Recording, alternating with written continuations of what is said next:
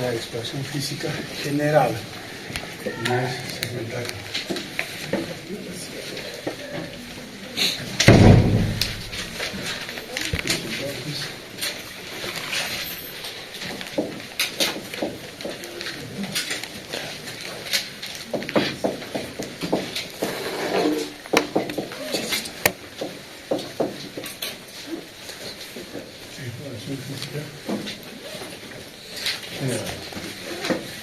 Cuando hemos realizado un interrogatorio, varias veces, muchos pacientes nos han referido síntomas de afección cardíaca.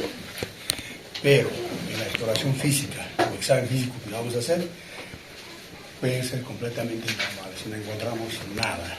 En estos casos, los síntomas deben ser, estos síntomas que nos han referido los pacientes, deben ser considerados como simulación hipocondríaca, debido a trastornos psicológicos o emocionales, pero también puede constituir un recurso de muchas personas que utilizan para conseguir ciertas ventajas.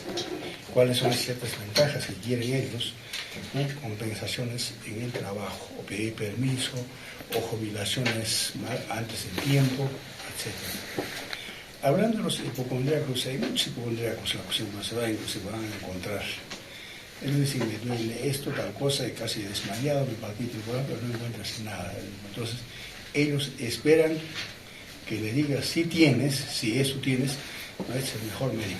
Caminan de médico en médico, con bolsitas de medicamento, con sus recetas, he ido a tal sitio, esto me ha dado, no me ha hecho nada, esto, así es en los hipocondríacos. El hallazgo de anormalidades objetivas durante el examen podrá confirmar con sospecha de diagnóstico que surgió en la anamnesis o interrogatorio.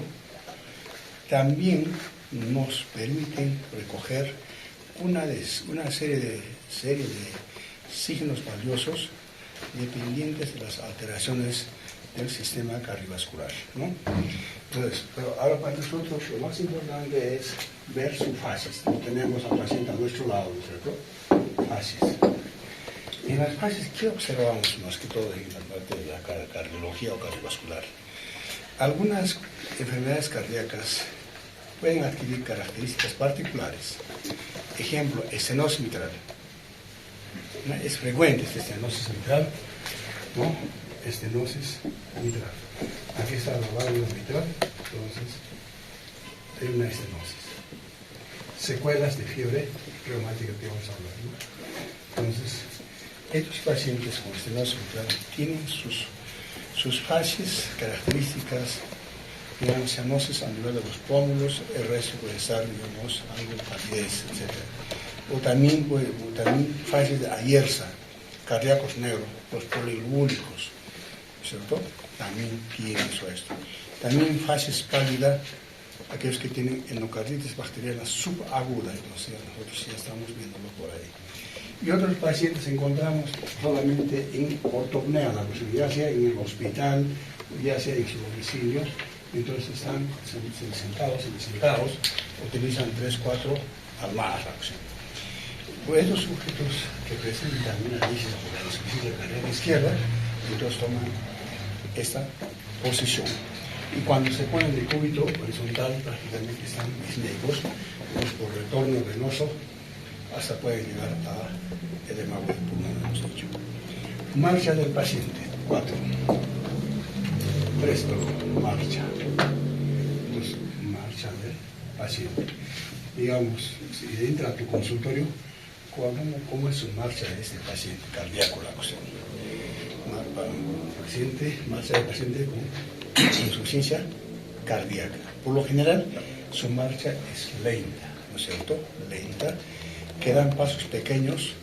Se trata de una marcha interrumpida debido a la disnea y gran edema en miembros inferiores que tienen. Sus caminos. Pero esto lo que le estoy hablando es ya una insuficiencia cardíaca descompensada, avanzada. Puede haber una insuficiencia cardíaca compensada recién, entonces incluso están caminando normal, hasta algunos pueden hacer deportes, la cuestión, ¿cierto? Estamos hablando más o menos descompensadas. 4, digamos, su disnea, la cuestión. Nosotros vamos a observar su disnea. Estos pacientes, bueno, un sujeto normal, capaz de conversar fácilmente, ¿no es cierto? No tiene disnea. Pero estos pacientes que tienen congestión pulmonar por la insuficiencia cardíaca, ¿no? Por la insuficiencia cardíaca, entonces presentan disnea, o sea, al hablar nada más, ya le notas por vista de disnea y paciente. 5. Edema en miembros inferiores, ¿cierto? Entonces, su edema en miembros inferiores, ¿no? Consiste en la acumulación de líquido en el intersticio, en las partes declives de miembros inferiores, o sea, los pies, los tobillos y el muslo, ¿no? Cuando el paciente está sentado o de pie varias horas. Entonces, más por acción de la gravedad, el edema se acumula en miembros inferiores. Pero cuando esos pacientes están de cúbito horizontal, o echados si quieren, o aquellos que guardan en cama, entonces el edema está en la región sacra. Ahí vamos a buscar el signo de la fodea laxo, ¿cierto? Luego, 6, hipoclavismo digital. 6, hipoclavismo digital. Observa los dedos y las uñas de la mano, ¿cierto? Esto consiste en la presencia de dedos en palillo de tambor. Conocemos palillo de tambor, uñas en vidrio reloj, que se presentan en cardiopatías congénitas cianóticas frecuentemente, y también en endocarditis bacteriana subaguda, en cor pulmonar crónico también. También puede existir en cardiopatía, ¿no es cierto? Aquellos que tienen esta bronquiectasis puede también. Luego podemos ver las petequias. Las petequias, 7 entonces, petequias. En los dedos, ¿no? Petequias. Estas petequias, ¿no? Consisten en pequeñas manchas hemorrágicas debido a la extravasación de sangre a nivel de la dermis, que aparece en mayor frecuencia en el lecho unguial, en el abdomen, en el tórax, ¿no es cierto? Inflexión del antebrazo es un signo que se presenta en endocarditis bacteriana aguda. Subaguda es otro. Aguda es producida por Staphylococcus aureus y subaguda es Streptococcus, ¿no? Nódulos de Osler. Estos nódulos de Osler, ¿no? 8 entonces, nódulos de Osler. Estos nódulos de Osler consisten en pequeños nódulos de consistencia firme y dolorosa que aparecen en la dermis, en el pulpículo del dedo, en la palma de la mano, con un dolor punzante. Se debe a pequeñas embolias sépticas que obstruyen los vasos de la dermis. Ejemplo se presenta en endocarditis bacteriana subaguda, ¿cierto? Subaguda.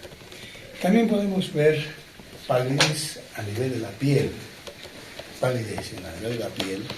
Esta palidez puede ser transitoria cuando aquellas personas tienen leucotimia, síncope, shock, angina de pecho y también endocarditis bacteriana subaguda.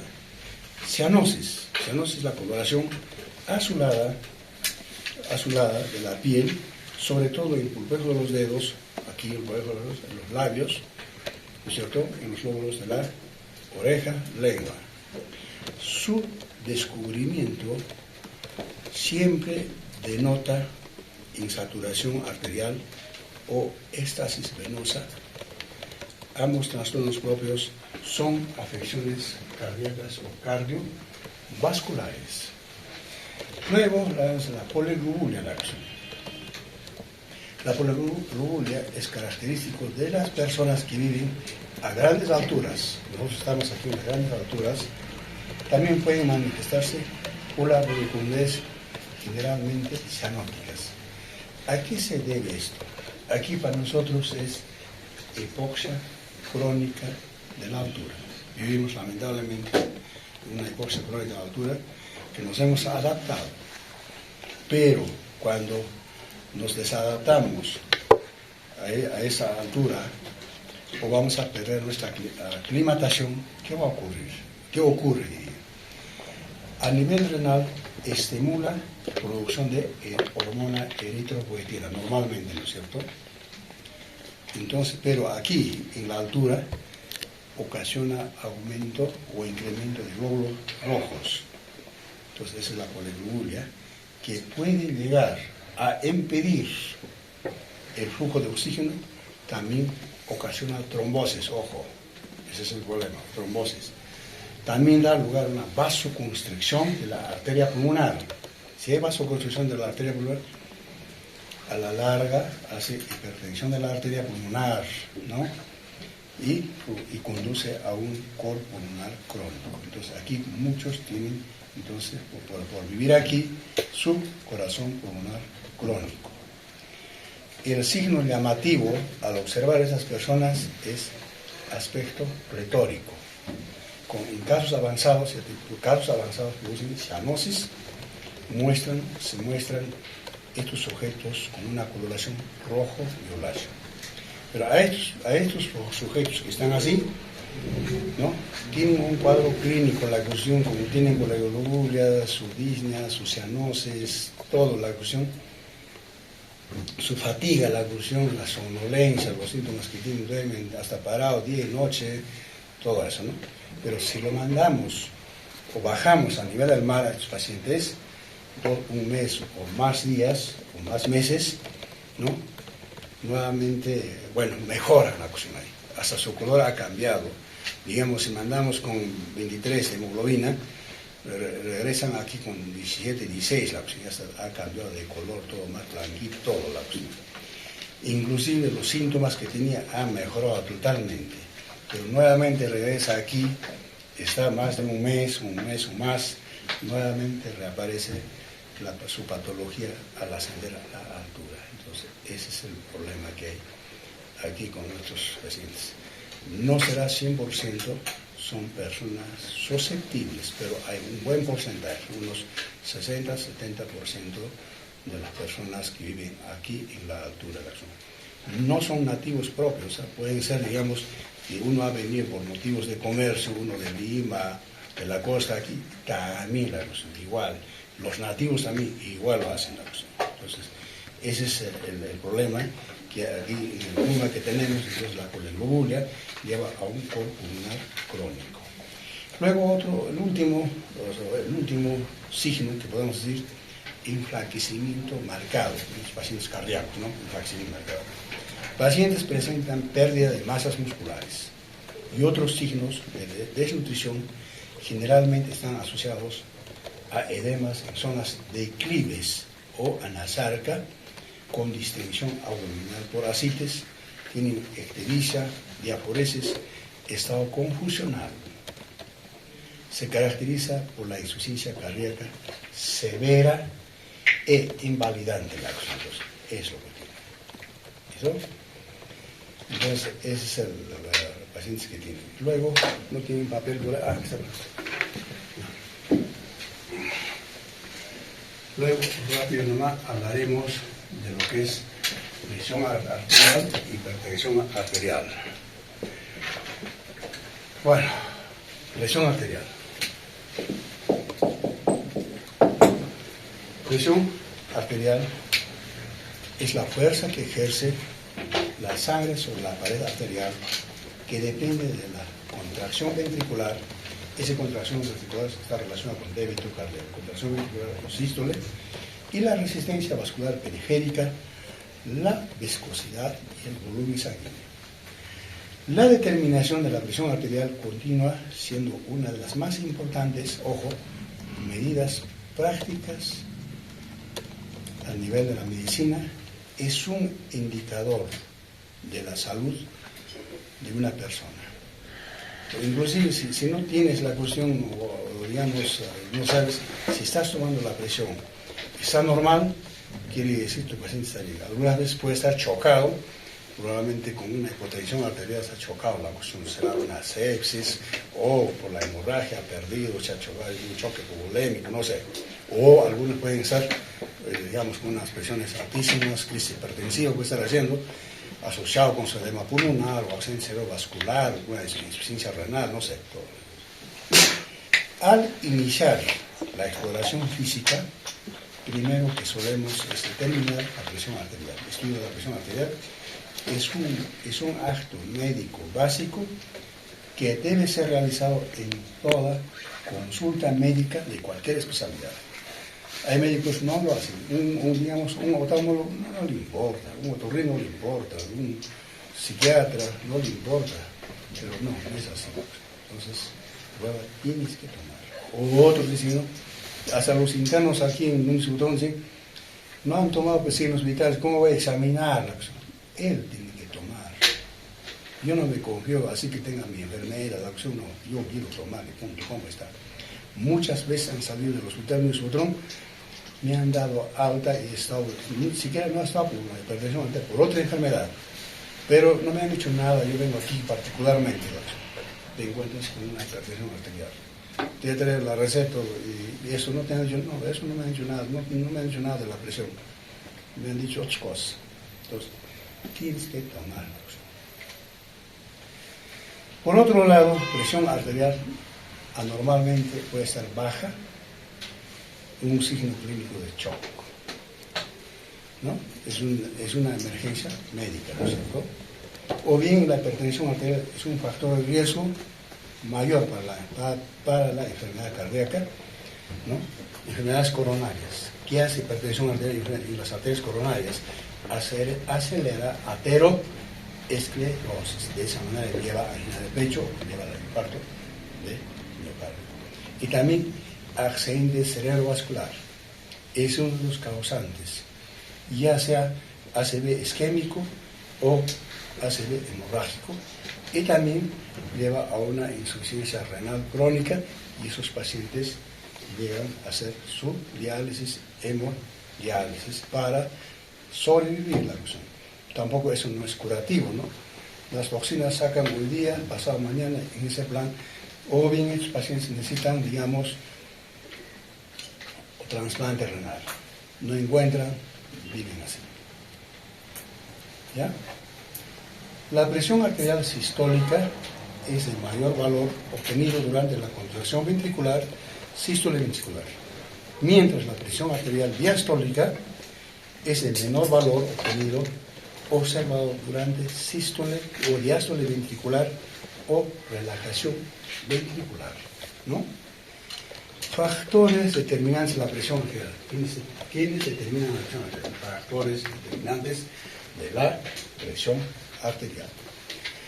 La presión arterial es determinada de manera simple por la relación presión arterial igual débito cardíaco por resistencia vascular periférica, ¿no?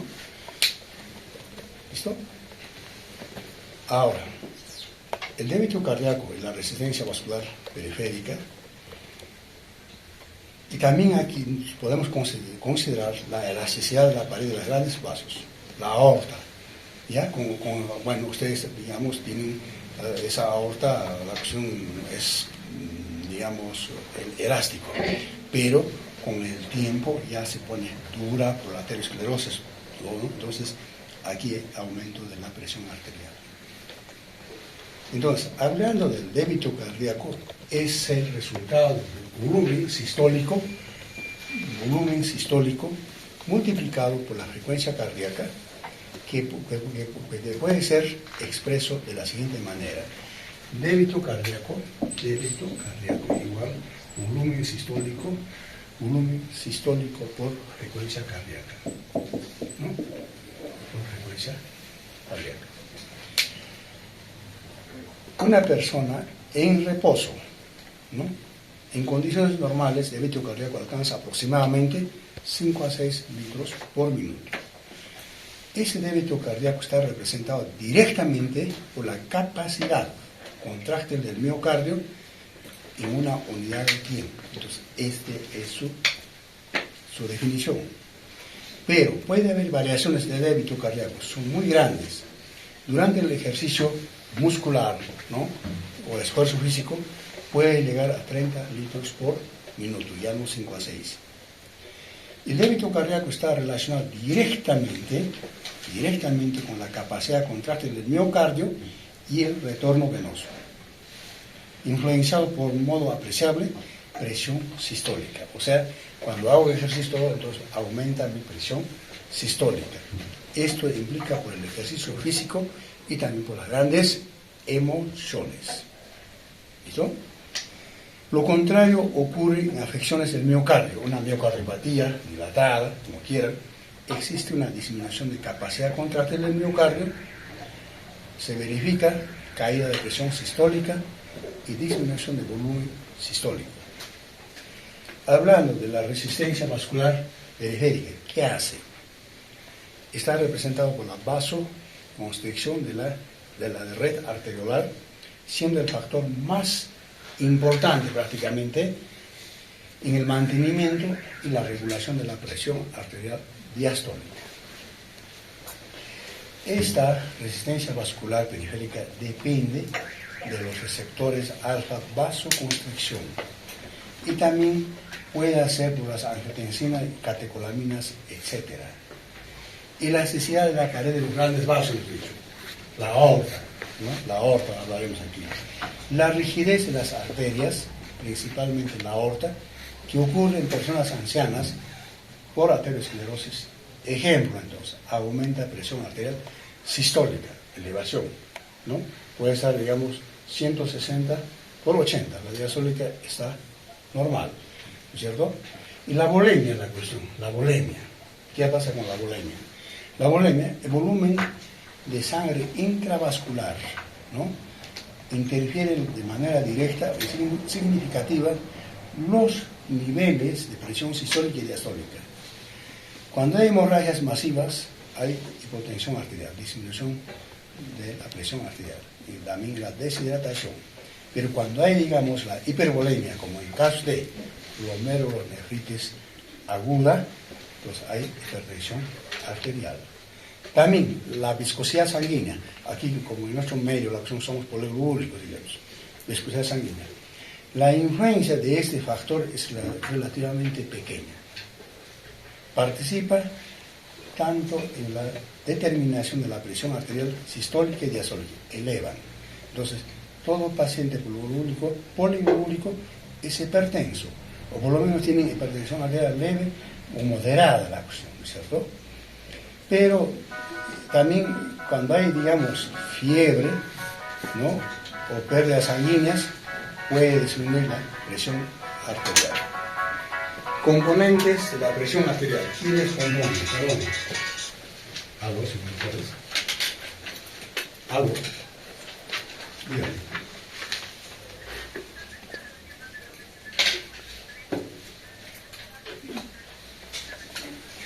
Sí, sí. 3:30 nos vemos, ¿ya? Sí. Bueno, entonces 3 de la tarde, 3:10, 3:15, ¿sí? Ya, perfecto. Entonces, ¿quiénes son los componentes de la presión arterial? Estos componentes de la presión arterial son presión sistólica y presión diastólica. La presión sistólica es aquella que provoca por la sangre saliendo del ventrículo izquierdo, fuerza que ejerce la aorta y paredes arteriolares que dependen básicamente del débito cardíaco.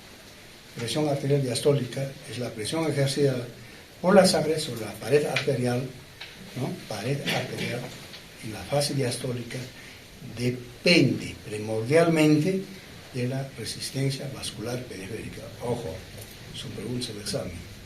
Y de la elasticidad arterial y de la competencia aórtica.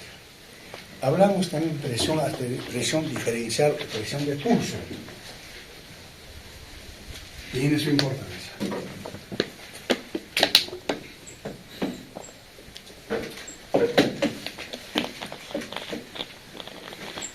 presión diferencial o presión de pulso, ¿no es cierto? ¿En qué consiste esto? Consiste en la diferencia entre la presión sistólica y la presión diastólica, ¿no? Entonces, si a uno de ustedes tomamos ahorita la presión arterial, va a estar 120 sobre 80 milímetros de mercurio, de diferencia, hemos dicho. Entonces sería, si es diferencia, 40 milímetros de mercurio, 120 menos 80, 40 milímetros de mercurio. En la media se considera 30 hasta 50 milímetros de mercurio como normal. Esta presión diferencial expresa la adaptación del corazón al débito cardíaco y a la resistencia vascular periférica que se opone. Ojo, normalmente presión diferencial es 40 milímetros de mercurio, hemos dicho, el término medio puede ser 30 a 50 milímetros de mercurio, ¿no es cierto? Pero ahora, cuando se rompe este equilibrio entre el débito cardíaco y la resistencia, ¿qué va a pasar? Lo que va a pasar es que la presión arterial se descompensa, hace que exista presión arterial divergente entre la presión arterial sistólica y diastólica, se alarga la cosa, ¿no es cierto?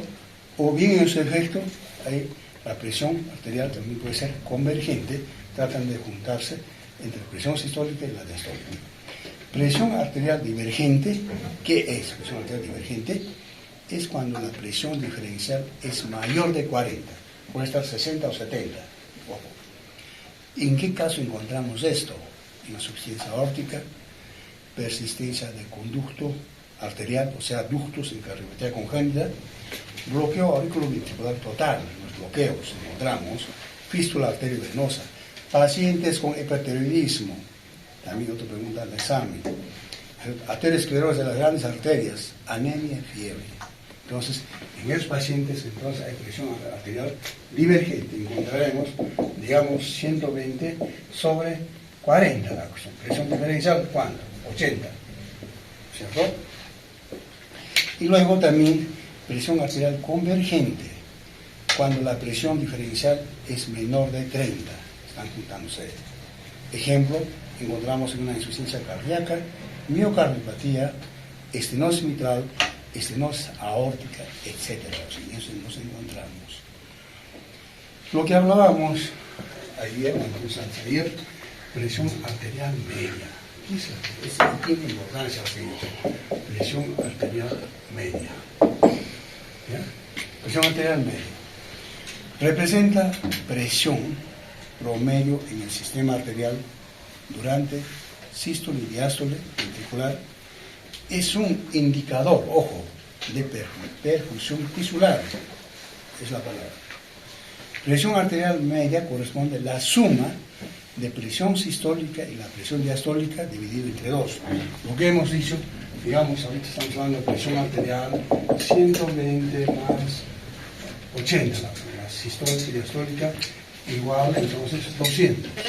Entre 2 igual 100. Presión arterial media es 100. Es una facilidad. Tiene importancia esto, ¿no? Entonces, inclusive, paciente chocado, pero el hígado, paciente que se va a operarse, ¿cuál es la presión arterial media? Tanto. O si quieren verlo en el monitor cardíaco, también está dando la presión arterial tanto, presión arterial media tanto. Pero si le preguntas al interno, o sea, al médico ahí, ¿y cómo, de dónde sale esto, güey? No, pues aquí la máquina está dando, pero ¿de dónde sale, güey? ¿Y cuánto es lo normal? Pues tampoco no saben. Entonces, tiene su importancia. Recomendaciones para medir la presión arterial. ¿Qué debemos hacer? Tenemos esfigmomanómetro, tenemos tensiómetro. Es el aparato de la presión arterial que está constituido de los siguientes elementos. Hemos dicho, tiene manómetro de mercurio, el manguito, tenemos sistema de tubos de goma que se ponen en comunicación con el manómetro, tenemos una perilla para insuflar, tenemos una válvula también. Todo el conjunto debe ser tamaño adecuado para cada persona. Ya el estándar para adultos, digamos, hemos dicho, que mide, digamos, 12 centímetros de ancho, 23 de largo, es el estándar, ¿no? Entonces, al niño no podemos medir con eso, pues el niño tiene sus, digamos, sus manguitos, tiene sus propios, el paciente obeso también tiene sus propios Lawson. Entonces, tenemos que utilizar en forma adecuada Lawson, todo eso. Prácticamente en el año 1896, un autor, Riva-Rose, ¿no?, introdujo, digamos, modelos del esfigmomanómetro, ¿no?, entonces, esfigmomanómetro semejante que se utiliza actualmente, ¿no es cierto?, pero solamente servía para determinar método palpatorio, no auscultatorio. Con método palpatorio solamente determinas presión arterial sistólica, pero no la diastólica. Otro autor, en el año 1905, un cirujano ruso, ¿no?, prácticamente tuvo la idea de colocar un estetoscopio sobre la pared braquial, la arteria braquial, luego determinar las dos presiones, sistólica y la diastólica, por auscultación de sonidos, denominados sonidos de Korotov. Tiene 5 fases: primera, segunda, tercera, cuarta fase. Primera fase determina presión sistólica, la última fase, donde pierde ya no hay sonidos, presión diastólica, ¿cierto? Método para medir la presión arterial. Hay método 1, método directo. Consiste en tomar la presión arterial directa o intraarterial, ¿no es cierto?, intraarterial, colocar los catéteres en la arteria. Ese nos proporciona presiones arteriales exactos. Pero por ser método invasivo, casi no se utiliza, solamente en casos especiales o en trabajos de investigación. El otro que estamos utilizando hoy día es método indirecto. Esta técnica se realiza actualmente, es más simple, es un método que determina la presión arterial sistólica y diastólica, a pesar de ser relativamente menos, menos preciso, lo que estamos haciendo todos los días. Estamos hablando no de los digitales, los digitales casi no sirven casi, como referenciales sí nos pueden servir, ¿ya? Técnica de exploración. ¿Dónde exploramos? Uno, el ambiente, la opción. ¿En qué ambiente? Ambiente tranquilo, de preferencia, digamos, sin ruidos, que los ruidos interfieren en la auscultación. Posición del paciente. Puede estar echado en una camilla, sentado o de pie. Pero siempre el paciente tiene que hacer reposo 3 a 4 minutos, no es inmediatamente. De preferencia, pongo en posición echado 3 minutos, la posición que repose, y tener una buena relación médico-paciente.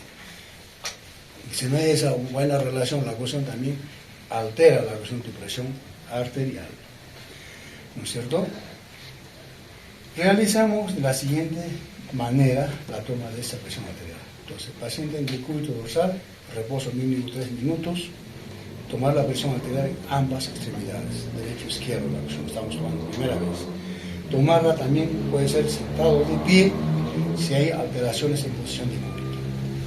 El manguito, el manguito debe cubrir aproximadamente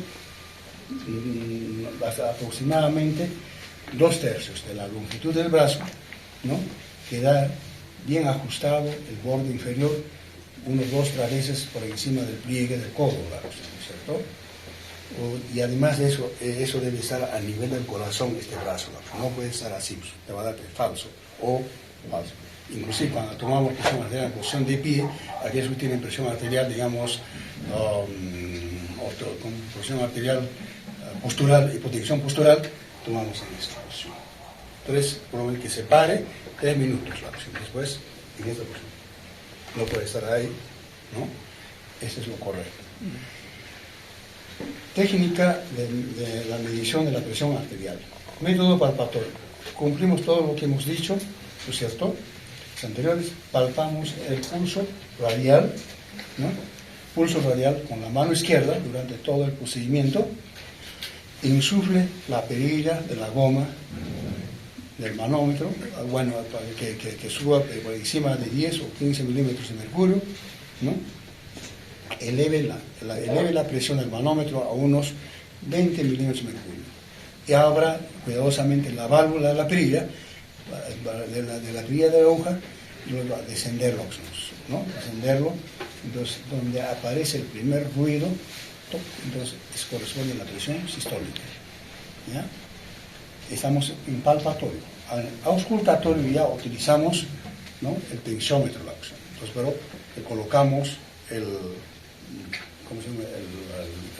estetoscopio, ¿no?, el receptor del estetoscopio sobre la arteria, luego insuflamos algo igual que antes, luego lo desinflamos, el primer ruido que escucho, presión sistólica, sigue los sonidos, el corotop, segundo, tercero, cuarto, en quinto ruido desaparece totalmente el esto, eso corresponde a la presión diastólica, quinta fase del corotop, ¿cierto?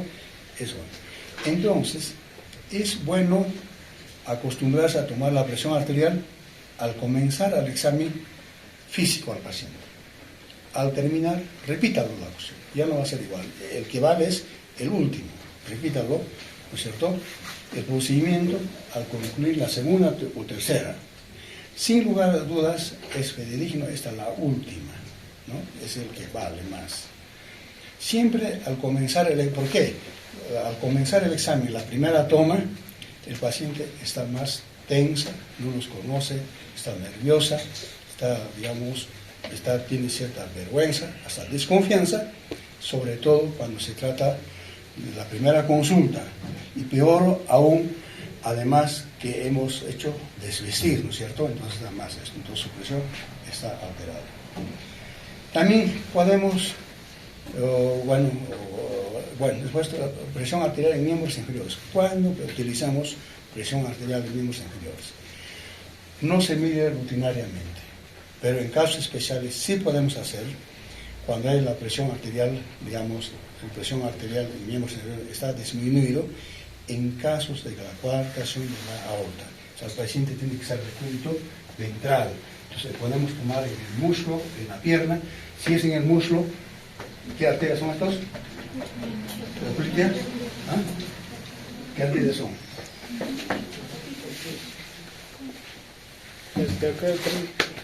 ¿Qué arterias son? ¿Ah? O en su efecto, si hacemos en la pierna, tibial posterior. Entonces, ahí tenemos que tomar, claro, por supuesto, ¿cómo se llama? El brazalete, esto tiene que ser de más ancho, no es el estándar, no podemos tomar. ¿Listo? Hoy día existe también la cuestión MAPA, que quiere decir MAPA, monitorización ambulatorial de presión arterial, es una máquina, ¿no? Entonces, durante 24 horas podemos medir la presión entonces, de pacientes con sus actividades habituales, ¿no es cierto? En casos que hay dudas de hipertensión arterial, ¿en qué caso hay dudas de hipertensión arterial? El paciente, hay también hipertensión arterial de guardapolvo blanco, nos ven, digamos, como un guardapolvo blanco, ya sea la enfermera o nosotros, ya por sus nervios ya eleva su presión arterial. Entonces, a eso es la opción. No, pero la opción, la vez pasada me han tomado a mí en mi casa tanto nomás. Estaba normal, pero ahora aquí, ¿por qué ha subido? Entonces, en esos casos, eso es el mapa que se utiliza, ¿no? O hay pacientes que tienen también hipertensión arterial lábil o hipertensión arterial resistente al tratamiento, ¿no es cierto? O hipotensión postural, pacientes de edad, acción postural, vienen, entonces se paran, han tenido sus síncopes, sus desmayos, entonces en esos casos, o también evaluación terapéutica, también en casos de investigación podemos utilizar. Entonces, todo eso es lo que ocurre con la presión arterial. La presión arterial, hay pues, como se llama, sus variaciones durante el día, la cuestión, noche y día, la cuestión. De noche prácticamente estoy reposando, baja la cuestión. De día, con las actividades, después de la ingestión de los alimentos, con la tensión nerviosa, eleva pues, la cuestión, eleva. Por eso hemos dicho ahí crisis hipertensiva. Pseudocrisis,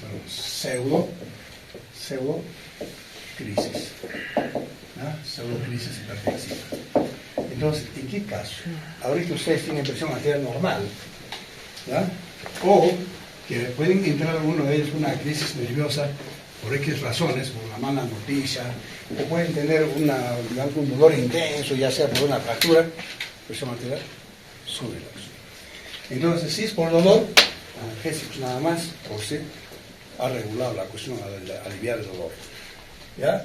La crisis, o sea, por la ansiedad, eso, un ansiolítico al otro, lo tranquilizas o sin la cosa. Entonces, eso también hace, varias veces llegan al hospital, pero en el hospital nadie no dice nada. No, es un paciente perplexo, netamente están escribiendo, aunque sea por vía parenteral. No, está con su dolor, déjalo, la cuestión hay que darle nada más sus analgésicos, o aquellos que están con la crisis, con su crisis nerviosa, su ansiolítico, la cuestión, nada más. ¿Ya? Entonces, ese es el resto. Ahora, hablando a grandes rasgos sobre la hipertensión arterial es un síndrome caracterizado básicamente por aumento en niveles presóricos, tanto sistólico y diastólico, están elevados. O sea, se dice hipertensión arterial cuando la presión arterial es igual o menor a 140-90 milímetros. Está entrando aquí, ya está entrando. Pero si fuera menor esto, 140, 90, todavía está considerado normal, no necesita tratamiento nada. Ahora otra pregunta, te dice, si una persona que tiene 140, 90 milímetros de mercurio, ¿qué tratamiento le das? Has hecho primera toma, lo repites nuevas medidas de presión arterial o mañana o más tarde, eso es lo correcto. ¿No? Entonces no puedes determinar con una sola toma, no, este paciente ya está entrando en la cuestión a la hipertensión arterial, ¿cierto? No puedes, eso es una pregunta que te hacen también. ¿Ya? Así, digamos, siempre te trae historia clínica. Para eso realmente la historia clínica o tu semiología sirve, pues. Paciente, tantos años de edad, revolución natural de tal sitio, a las medidas de presión arterial se encontró tal cosa que aquello, el paciente presentó cefalea o no presentó, ha tenido sus síncopes, tales cosas. Entonces las alternativas vienen A, B, C, D, las son todas. A mí es una pregunta también sobre esto. Entonces, esa es la presión arterial, ¿no?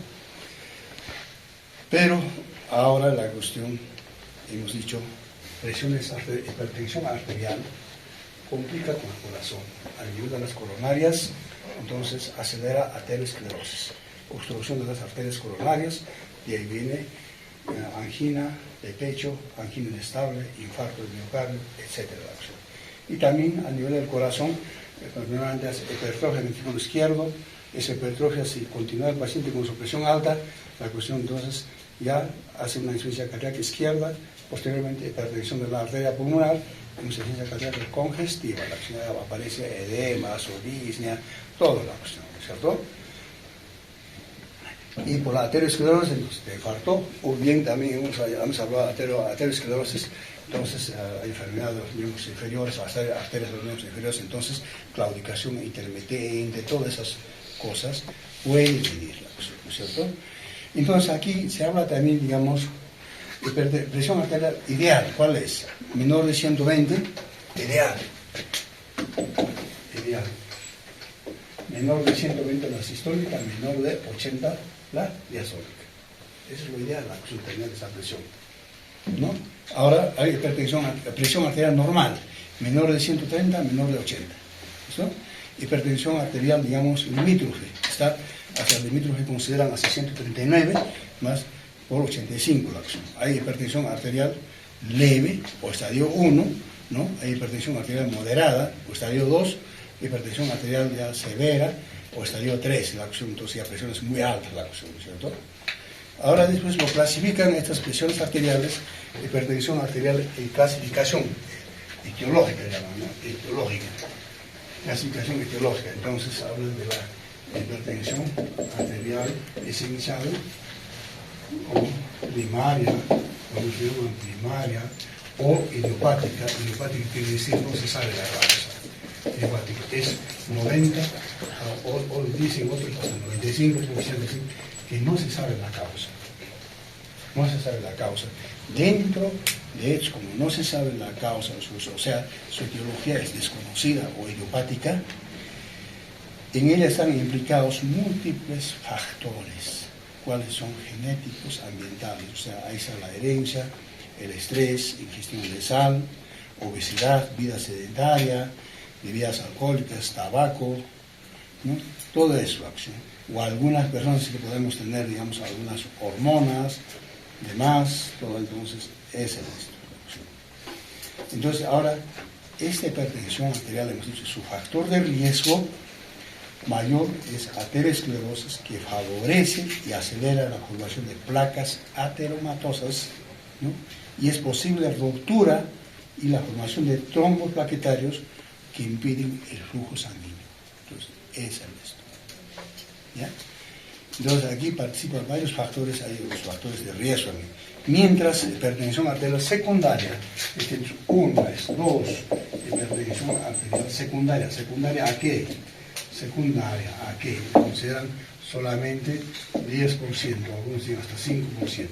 Entonces, aquí sí tenemos secundaria, aquí tenemos que buscar la causa de la acción. Aquí las causas puedan ser, por ejemplo, aquí en secundaria, enfermedades renales, enfermedades parenquimatosas, glomerulonefritis agudas, crónicas, pielonefritis, riñones poliquísticos, que es hereditario, nefropatía diabética, uropatía obstructiva, ¿no es cierto?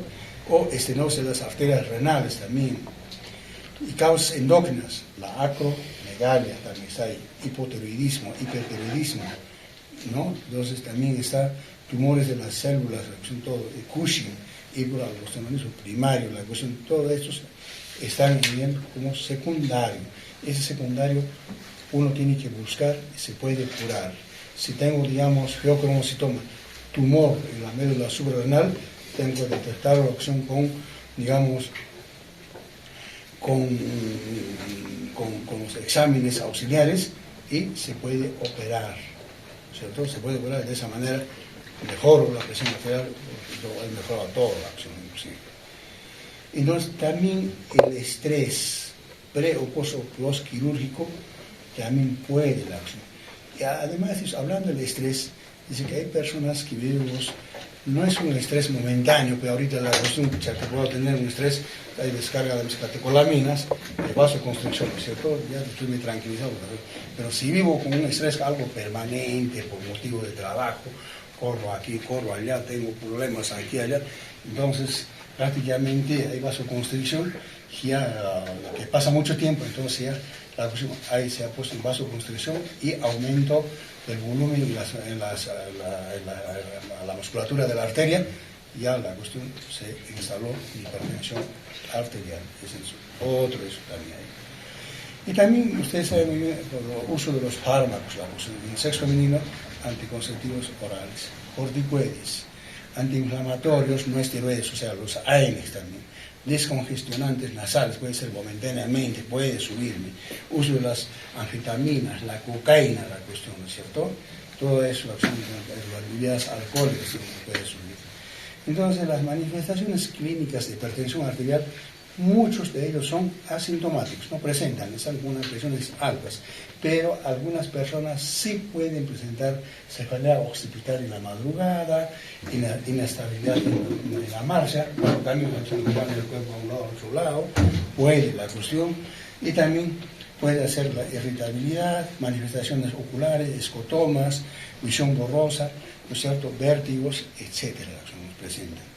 O muchos, la cuestión, aquellos que no presentan síntomas, solamente ya con complicaciones se ven, con ACV hemorrágico o, digamos, con él nada más. La cuestión se ha paralizado, nadie no sabía, no sabíamos la cuestión, pero llegó ahí y estaba con una hipertensión arterial. Entonces, hablando de las complicaciones de hipertensión arterial, a nivel cardiovascular, ¿qué hace? Angina de pecho, infarto de miocardio, está relacionado con aterosclerosis progresiva, cerrando, ¿no es cierto? También otros con una insuficiencia cardíaca relacionados con hipertensión arterial. Fenómenos oclusivos de las arterias de la periférica, de los miembros inferiores, está relacionado con aterosclerosis progresiva. Accidente cerebrovascular, ¿no es cierto? Hemorrágicas, por la encefalopatía hipertensiva, está relacionado con hipertensión arterial. Hipertensión arterial a nivel de los polígonos luminales, la cuestión, hay una ruptura de la cuestión de las arterias, ¿no? A nivel renal, enfermedad vascular renal está relacionada también con aterosclerosis progresiva y también nefroesclerosis arteriolar, algunas veces necrosis fibrinoide, insuficiencia renal crónica, está relacionado con hipertensión arterial. Entonces, hay muchos pacientes que nos dicen, ¿para qué voy a tomar los medicamentos? Pero si no me duele, la cuestión me están dando 2 o 3 medicamentos, para mí es más costo, me olvido, una cosa nada que ver. Pero de un momento a otro vienen con su ACV, ya sea isquémica, otros con ACV hemorrágico, y otros ya la cuestión aparecen con su insuficiencia renal crónica.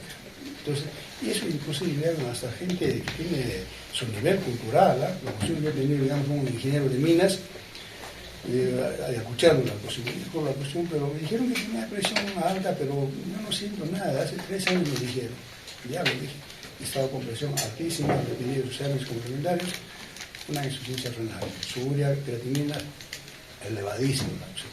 Claro, igual el ingeniero tiene esto de la cuestión, lamentablemente la cuestión, ¿qué hago? Yo no estoy aquí, renunció al trabajo, la cuestión ha preferido irse a su tierra. Imagino, bueno, se le ha dicho, ahora, ¿qué hago? Probablemente usted va a entrar a hemodiálisis, ¿no? Entonces, eso es lo que ocurre en la cuestión. Claro, uno tiene que explicar, usted tiene presión arterial alta, usted tiene que tomar, y bueno, si usted no toma, la cuestión tiene estas complicaciones, la cuestión de esto, pero algunos aceptan, o mejor la cuestión, si es posible, decir a la familia más. En la próxima vemos a la familia, a la esposa, a los hijos, esto tiene la cuestión. Entonces, a veces lo exige, a veces la familia, la cuestión, a veces ellos no hacen caso. Ese es un problema de la hipertensión arterial. Bueno, hasta aquí la cuestión. ¿Alguna pregunta? ¿Algo?